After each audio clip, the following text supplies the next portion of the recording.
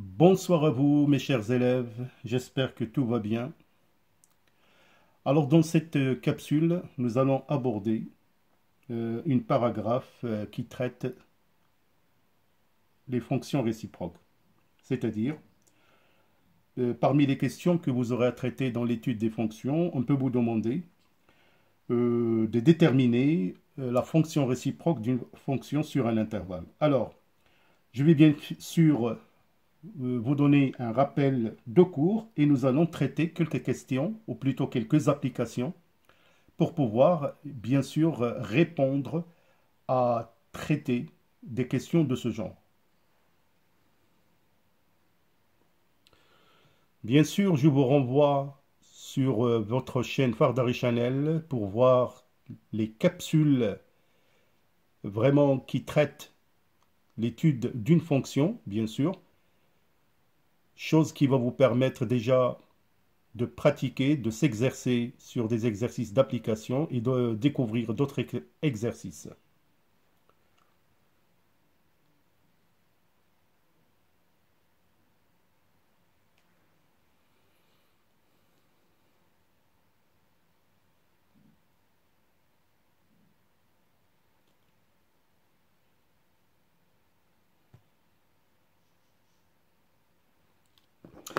Alors voilà, donc comment définir qu'une fonction admet une fonction réciproque?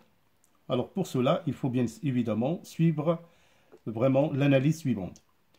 Alors soit la fonction f définie sur un intervalle i. Alors tout d'abord, il faut que la fonction soit et continue et strictement monotone sur grand I. Alors c'est-à-dire, j'entends par fonction monotone strictement, c'est-à-dire soit elle est croissante strictement sur i ou bien strictement décroissante sur i.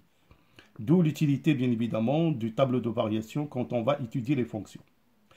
Alors dans ce cas-là, c'est-à-dire si la fonction est continue et strictement monotone sur i, on peut dire à ce moment-là que la fonction f admet une fonction réciproque f-1.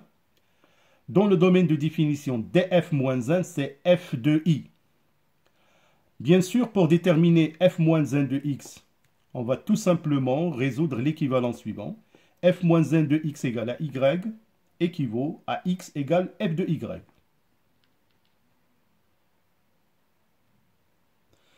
Alors, dérivé d'une fonction réciproque. Si f est dérivable en x0 et que f' de x0 est différent de 0, alors f-1 est dérivable en y0 qui est égal bien évidemment f de x0. Tel que on a f-1' de y0, c'est quoi? C'est 1 sur f' de x0.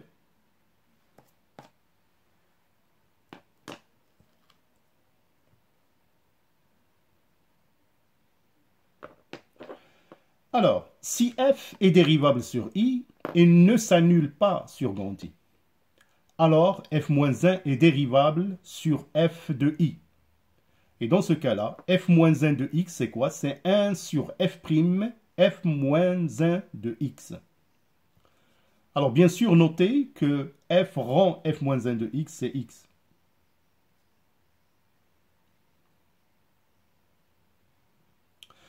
Alors, donc, pour s'entraîner, donc, je vous propose deux exercices. Alors, le premier est le suivant. On considère la fonction f définie sur l'intervalle i égale 1 plus l'infini, comme suite.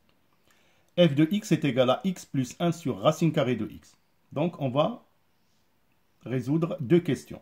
La première, montrer que f admet une fonction réciproque f-1, déterminer df de f-1, montrer que f-1 est dérivable sur l'intervalle 2 plus l'infini, calculer f-1' de 5 sur 2.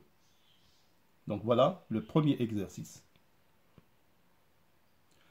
Alors, pour le deuxième exercice, soit la fonction f définie sur l'intervalle 0 plus l'infini comme suite, f de x égale à x plus 2 racine carrée de x.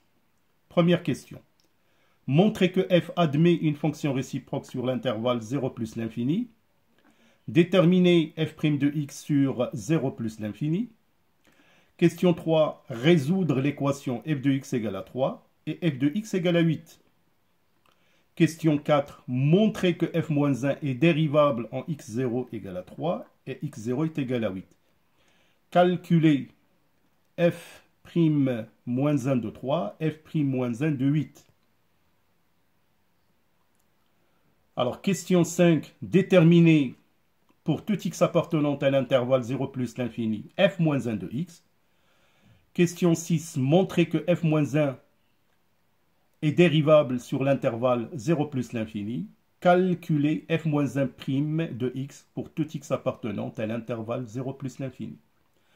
Alors voilà, ce sont vraiment deux questions, ou plutôt deux exercices qui sont très intéressants. Je vous laisse le temps, bien sûr, d'essayer par vous-même avant de voir la solution. Alors voilà, donc j'espère que vous avez essayé. Alors, une chose, un conseil important, mes chers élèves. Il faut toujours relire par vous-même l'énoncé, essayer de comprendre quel type de question vous avez à traiter. Alors là, on a f de x égale x plus 1 sur racine carrée de x. Donc la question était de montrer que f admet une fonction réciproque f-1. Alors, bien sûr, on va montrer que la fonction f elle est continue, elle est strictement monotone sur l'intervalle i, 1 plus l'infini. Alors, pour cela, voilà donc la réponse à suivre. Donc déjà i, on a i qui est égal à 1 plus l'infini. Donc la fonction f est dérivable sur i. Alors tout d'abord, on va calculer f' de x. Donc ce sont des calculs de dérivée. Bien sûr, il faut voir la fonction, plutôt la capsule qui traite les nombres dérivés et les dérivés des fonctions usuelles. Alors vous allez trouver à la fin que f' de x est égal à x moins 1 sur 2x racine carrée de x. Bien sûr, sur l'intervalle 1 plus l'infini, on a le dénominateur qui est positif. Donc le signe de f' de x est celui de x moins 1. Alors, on a, quel que soit x appartenant à i, on va trouver que x moins 1 est supérieur ou égal à 0. Donc, ce qui donne par la suite que f' de x est positif, ce qui nous donne le tableau de variation suivant. Alors, pour répondre maintenant à la question, sur l'intervalle 1 plus l'infini, la fonction f elle est continue et strictement croissante. De ce fait, bien évidemment, f admet une fonction réciproque f-1 qui est définie sur f de i. Donc, f de i, on peut le déduire facilement du tableau de variation. C'est quoi? C'est 2 plus l'infini. Donc, parce que la fonction est strictement croissante. Donc, je vous renvoie aussi pour le calcul de l'image d'intervalle pour des fonctions continues strictement monotones.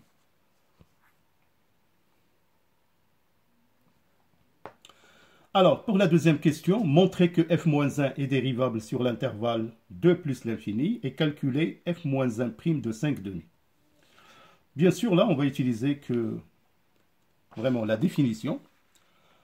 On a la fonction f et les dérivables sur l'intervalle 1 plus l'infini.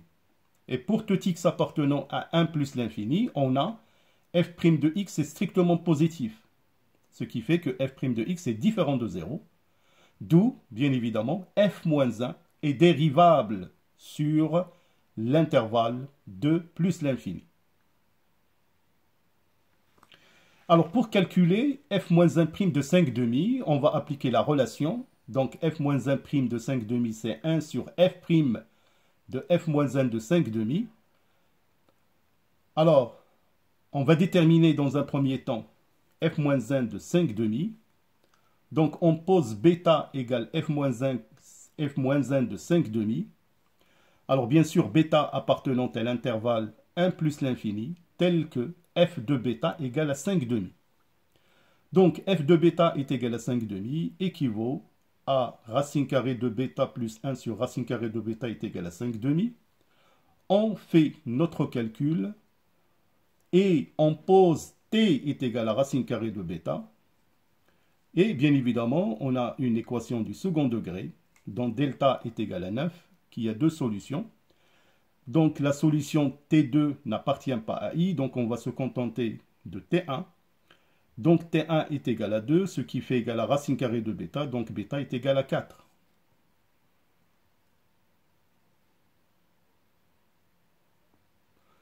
Alors donc, f-1' de 5 demi, c'est 1 sur f' de 4. On calcule f' de 4, c'est 3 sur 16. Donc, ce qui fait que f' moins 1 de 5 demi, c'est 1 sur 3 sur 16, c'est 16 sur 3. Donc voilà donc comment répondre à des questions de ce genre.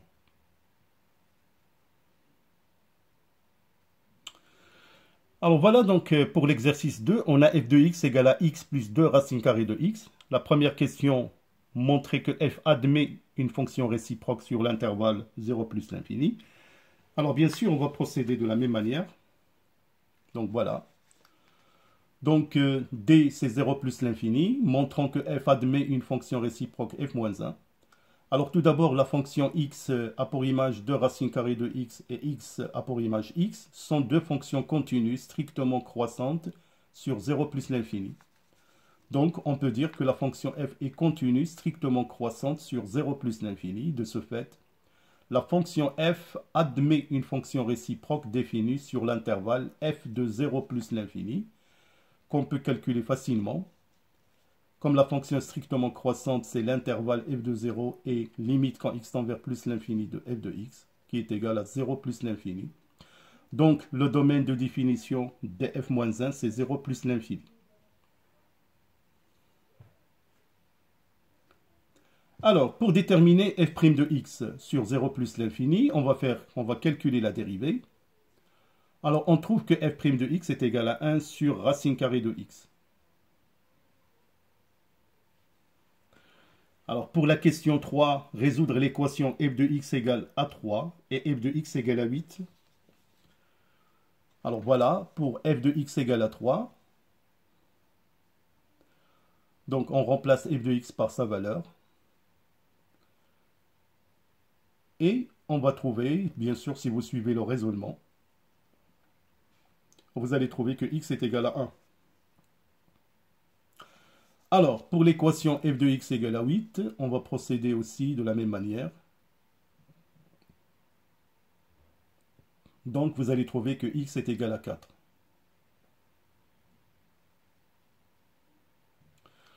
Alors, pour la question numéro 4, montrez que f-1 est dérivable en x0 est égal à 3 et x0 égale à 8 et calculez f-1' de 3 et f-1' de 8. Alors, voilà pour la question numéro 4. Tout d'abord, on a 1 et solution de l'équation f de x égale à 3. Donc, on peut dire que f-1 de 3, c'est 1. F est dérivable en 1 et f' de 1, c'est 2 qui est différent de 0. Donc, f moins 1' de 3, c'est 1 sur f' de 1, donc c'est 1 demi.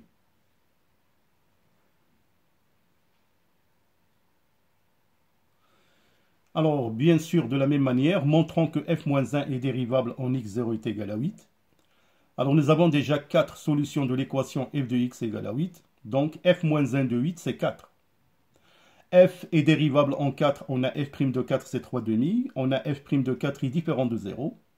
De ce fait, f-1' de 8, c'est 1 sur f' de 4, donc c'est 3 demi.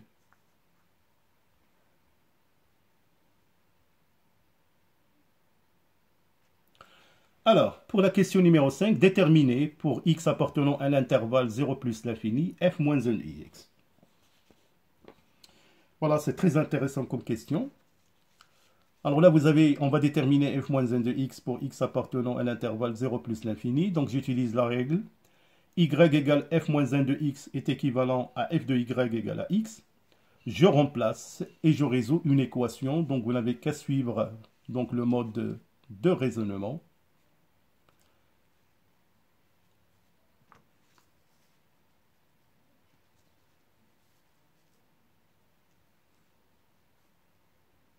Et vous allez trouver à la fin que f-1 de x, c'est bien x plus 2 moins 2 racine carrée de x plus 1.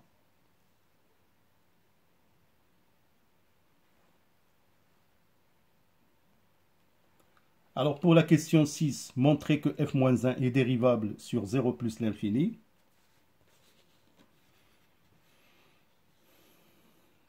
Alors donc pour la réponse numéro 6, On a f' de x est différent de 0 pour x appartenant à 0 plus l'infini, donc bien sûr que f-1 est dérivable sur 0 plus l'infini. Alors, pour la dernière question, calculer f-1' de x pour x appartenant à l'intervalle 0 plus l'infini. Alors voilà, on va utiliser tout simplement la définition f-1' de x sur 1 sur f' de f-1 de x. Donc c'est 1 sur f' de x plus 2 moins racine carrée de x plus 1. Vous allez trouver, bien évidemment, à la fin, 1 moins 1 sur racine carrée de x plus 1. Donc voilà, mes chers élèves, vraiment des questions intéressantes qui traitent vraiment comment traiter des questions concernant les fonctions réciproques. Bien sûr, quand on va étudier des fonctions complètes, vous aurez vraiment pas mal de questions de ce genre. Alors, avant de terminer, donc je vous propose ce petit bonus. Alors parfois, c'est-à-dire on fait l'étude d'une fonction f qui a pour une représentation graphique CF, là qui est représentée par une courbe rouge, et on vous demande bien évidemment de tracer CF-1. Alors là, il faut savoir tout d'abord que la fonction réciproque f-1 a la même monotonie que f, c'est-à-dire si la fonction f est croissante, f-1 l'est aussi. Si f est décroissante, f-1 est décroissante. Alors pour les tracer, bien sûr, il faut prendre la partie de la courbe CF, tracer la première, l'équation d'équation y égale à x, et bien sûr, CF-1, il est le symétrique de CF par rapport à cet axe, y égale à x.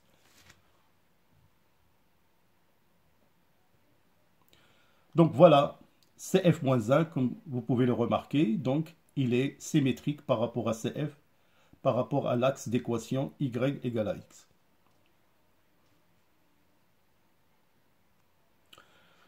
Alors voilà, mes chers élèves, donc je vous remercie pour votre aimable attention.